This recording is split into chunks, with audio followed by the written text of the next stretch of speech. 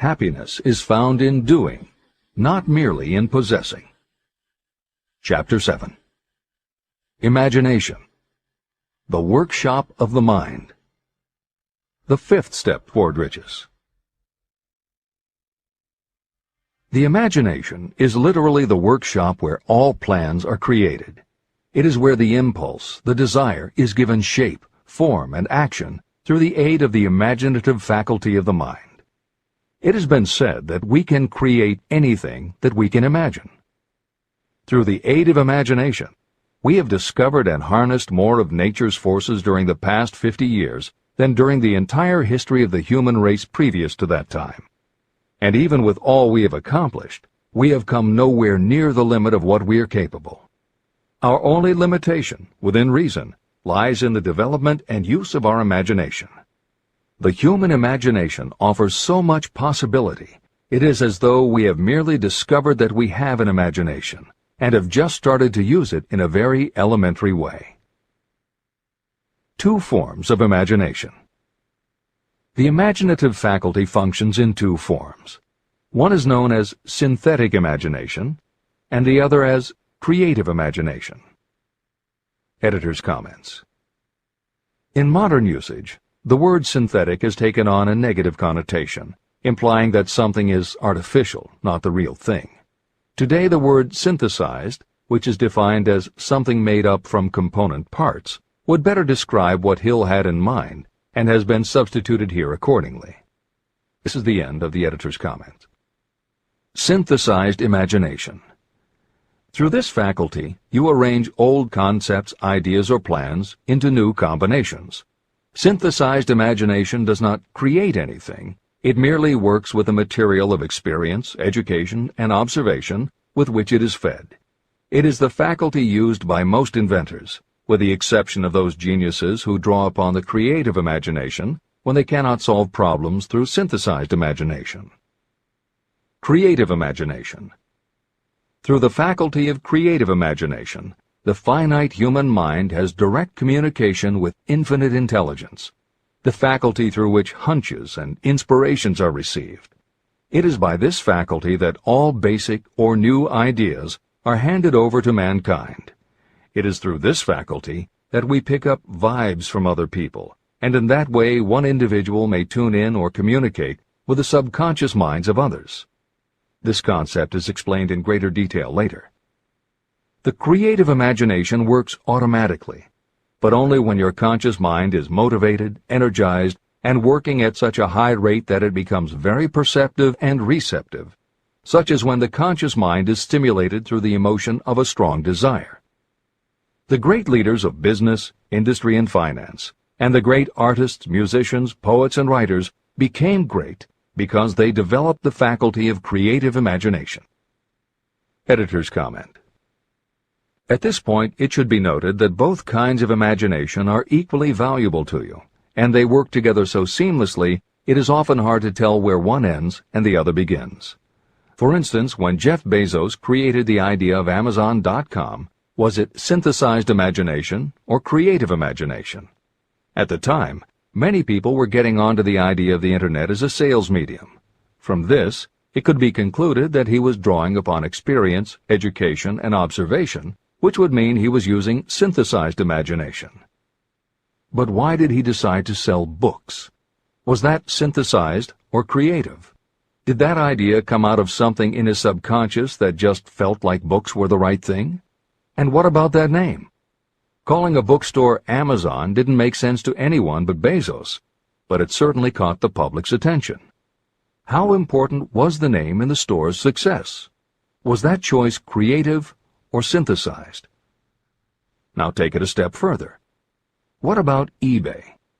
Amazon had already shown that you could sell a lot of goods on the Internet. When Pierre Omidyar hit on the idea of selling things on the Internet by turning it into an auction house, what part was synthesized and what part was creative? The answer is, it doesn't matter. Whether you are consciously assembling the parts of a plan, or if subconsciously the pieces fall into place and suddenly hit you in a flash of inspiration, all that matters is that you are putting your imagination to work. And the more you use it, the better both the synthesized and the creative will work for you. This is the end of the editor's comment. Desire is a thought, an impulse. It is nebulous and ephemeral. It is abstract and of no value until it has been transformed into its physical counterpart. While the synthesized imagination is the one that will be used most frequently in the process of transforming desire into money, there will be circumstances and situations that demand the use of the creative imagination as well. Both the synthesized and the creative imagination become more alert and receptive with use. And though your imaginative faculty may have become weak through lack of use, you can revive it. Just as any muscle or organ of the body develops the more it is used, your imagination also becomes more receptive in direct response to the amount that you use it. Use your synthesized imagination. First, let us focus attention on the development of the synthesized imagination. This is the faculty that you will use more often in converting desire into money. Transformation of the intangible impulse of desire into the tangible reality of money calls for the use of a plan or plans. To make plans, you must use your imagination. Mainly, this will require you to use your synthesized imagination as you draw upon your experience, your education, and your observations. Editor's comment. The following is adapted from Hill's later writing and appears in Napoleon Hill's Keys to Success. An excellent example of synthesized imagination is Edison's invention of the light bulb. He began with one recognized fact that other people had discovered. A wire could be heated by electricity until it produced light. The problem was that the intense heat quickly burned the wire out, and the light never lasted more than a few minutes. Edison failed more than 10,000 times in his attempt to control this heat. When he found the method, it was by applying another common fact that had simply eluded everyone else. He realized that charcoal is produced by setting wood on fire, covering it with soil, and allowing the fires to smolder. The soil permits only enough air to reach the fire to keep it burning without blazing, and that way the wood isn't burned up. When Edison recognized this fact, his imagination immediately associated it with the idea of heating the wire. He placed the wire inside a bottle, pumped out most of the air, and produced the first incandescent light. It burned for 8.5 hours. Everything that Edison used to make the electric light was widely known, but the way he synthesized the knowledge changed the world and made him a very wealthy man. W. Clement Stone called the process the R2A2 formula: recognize and relate, assimilate and apply. If you do that with everything you see, hear, think, and experience, it will give you a new way of looking at familiar things. If you do that, you can achieve what others believe is impossible. Later in this chapter, you will read of other fortunes that grew from even simpler synthesized ideas. And these stories should lead you to conclude that the combination of ideas is nothing that you couldn't have thought of yourself. That alone should start your own imagination synthesizing ideas. However, even though these stories will inspire you, and you will be anxious to get started, this is not yet the point for you to start making plans. Here, and throughout Think and Grow Rich, Napoleon Hill reminds the reader that this book is meant to be read all the way through before beginning to put the philosophy into practice. There are other ideas to be assimilated from later chapters that will influence your imagination and therefore affect the plans you may develop. This is the end of the editor's comments. Read the entire book through. Then come back to this chapter and begin to put your imagination to work on the building of a plan for transforming your desire into money. Examples and instructions for creating plans are given in almost every chapter. Carry out the instructions that are best suited to your needs and put your plan in writing. The moment you complete this, you will have definitely given concrete form to your intangible desire. Now, read that sentence once more in a slightly different way. The moment I put my plan in writing, I will have definitely given concrete form to my desire. Now read it aloud and realize what you are telling yourself. Desire is only a thought. Through synthesized imagination, your experience, education, and observations will give it shape, form, and action. From the moment you follow those instructions and write out your desire and your plan, you will have actually taken the first of a series of steps that will enable you to convert the thought into its physical counterpart. Editor's comments. Synthesized imagination plays a role in every phase of a business plan. In fact, some of the most successful companies actually get started from synthesized imagination. When an entrepreneur, drawing upon his or her education, experience, and observations, takes an idea from one source and gives it a new application. That is exactly what happened with Ruth Handler. She and her husband, along with another partner, had started a small manufacturing company which had evolved into toy manufacturing. The success of their business depended on coming up with new toy ideas. Watching her young daughter at play, Ruth Handler noticed that she was fascinated with cutout books that featured teenage girl or career women paper dolls that she could cut out clothes for. She also knew that little girls loved to play dress-up in grown-up clothes.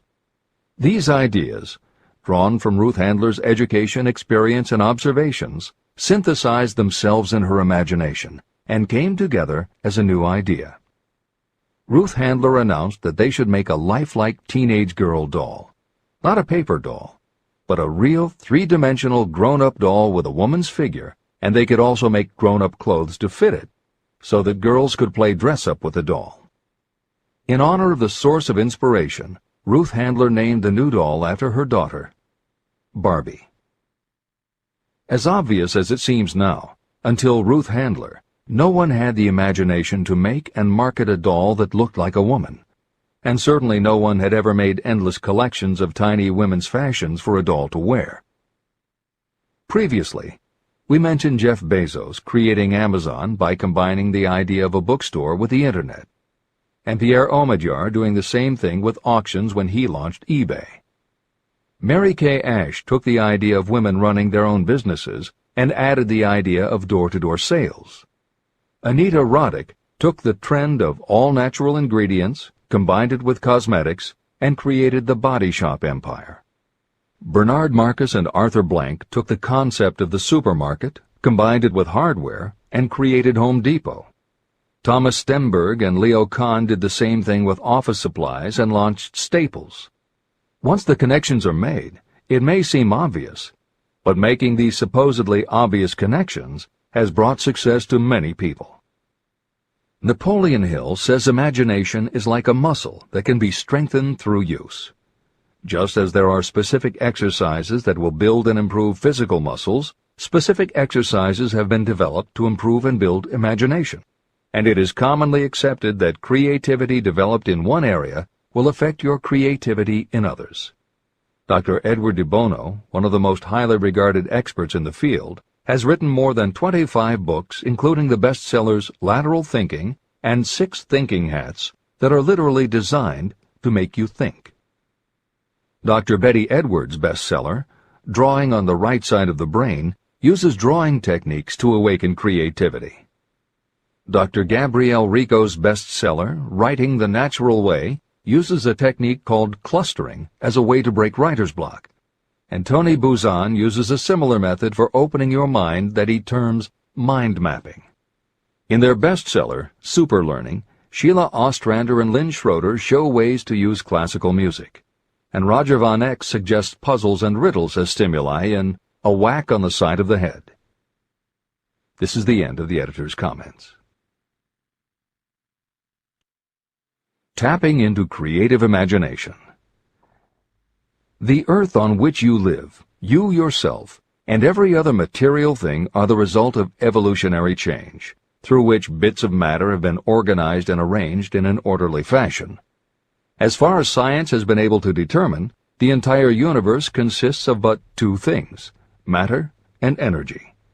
Moreover, and this statement is of stupendous importance, this earth, every one of the billions of individual cells of your body, and every subatomic particle of matter began as an intangible form of energy. Through the combination of energy and matter has been created everything perceptible, from the largest star in the heavens down to and including man himself.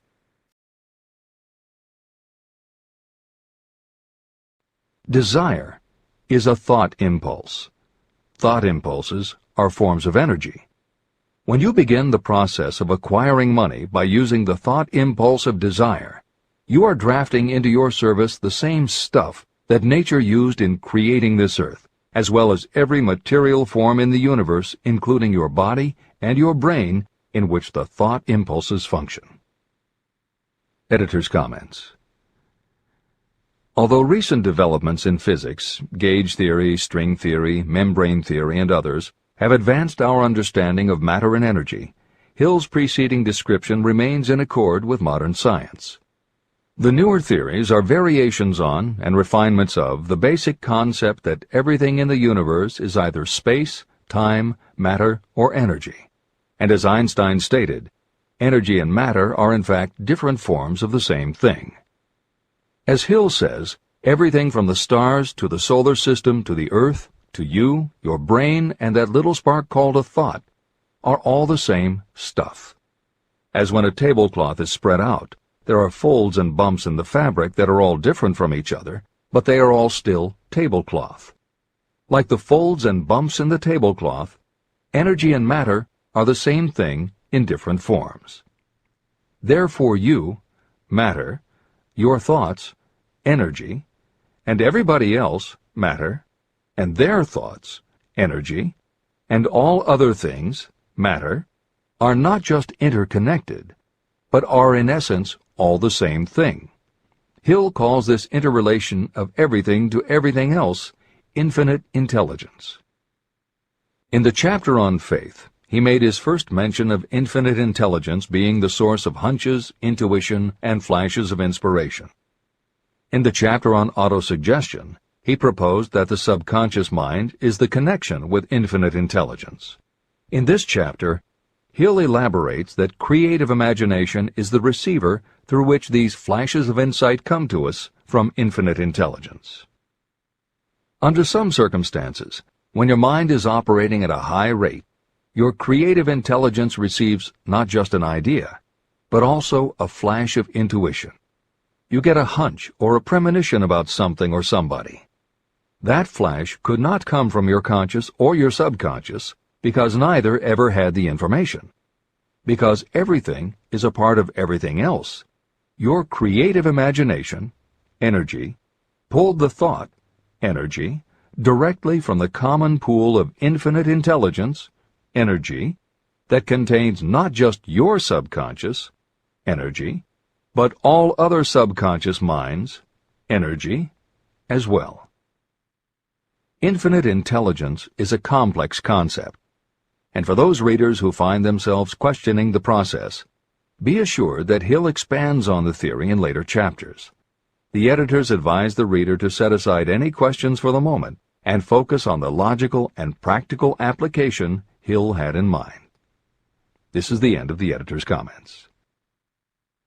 You are engaged in trying to turn your desire into its physical or monetary counterpart, and there are laws of physics and principles of psychology that can help you. But first, you must give yourself time to become familiar with these laws and learn to use them. Through repetition, and by describing these principles from every conceivable angle, I hope to reveal to you the secret through which every great fortune has been accumulated. Strange and paradoxical as it may seem, the secret is not a secret.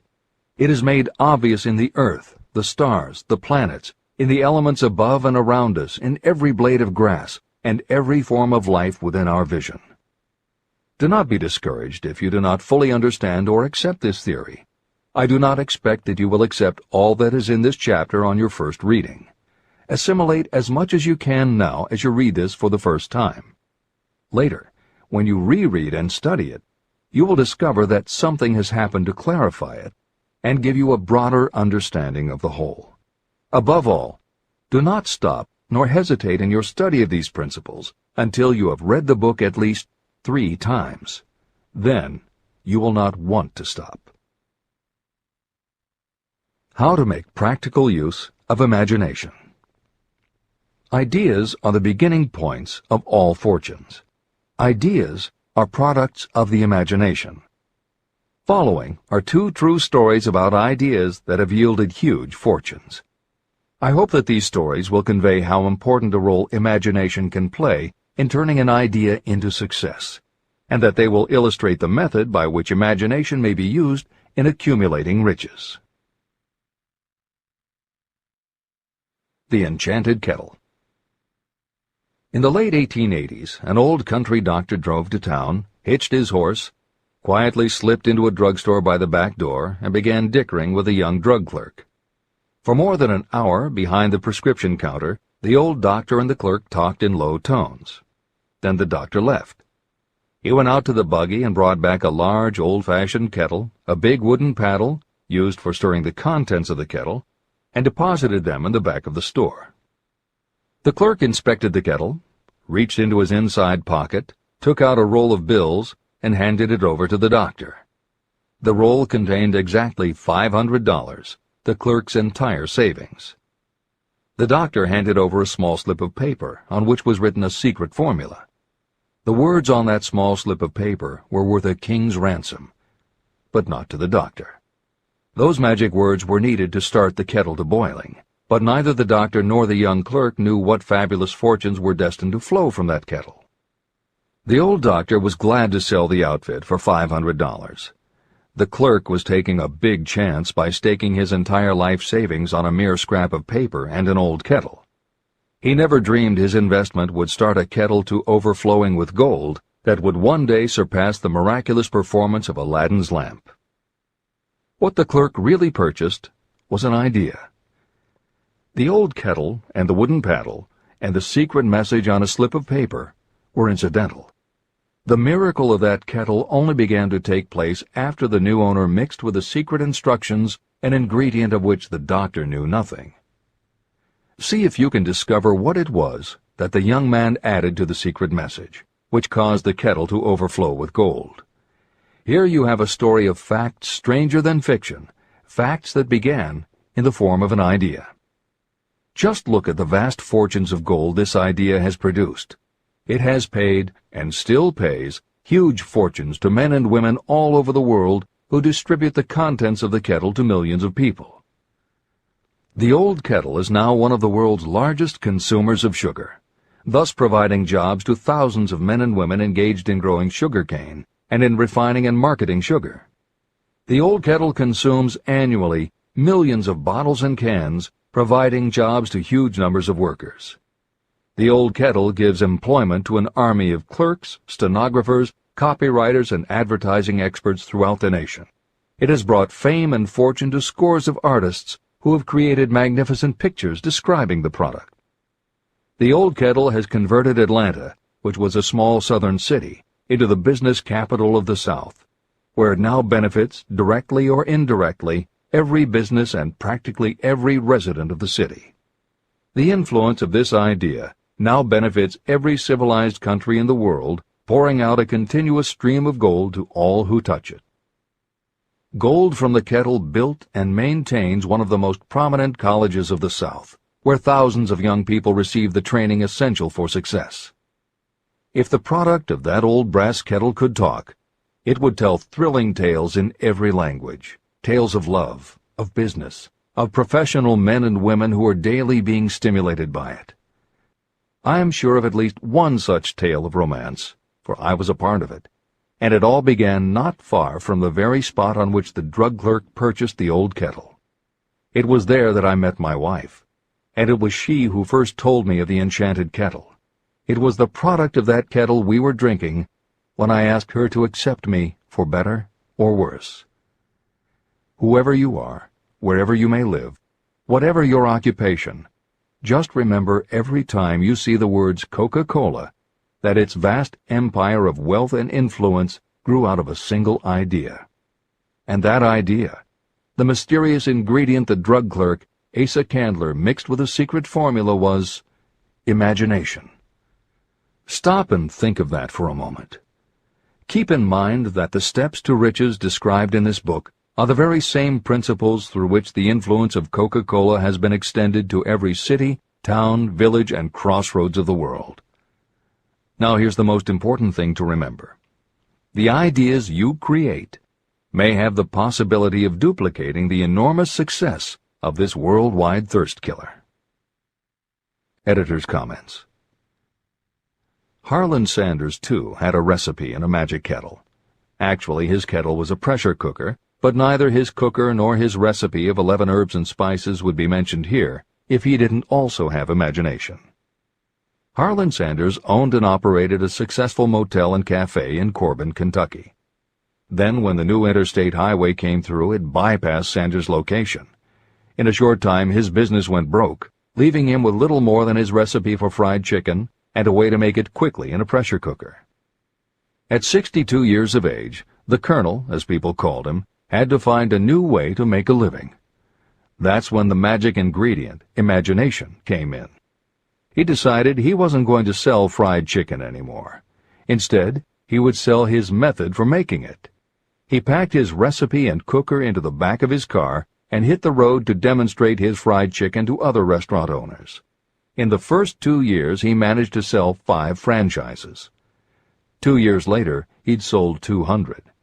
4 years later, he was up to 600 locations when he was approached by an investment group to sell his company. Recognizing that the magic wasn't just in the kettle or the recipe, the new owners asked Colonel Sanders to stay on as spokesman for the company, which he did until his death in 1980. Today, there are almost 12,000 KFC locations in more than 80 countries with sales of nearly $10 billion a year.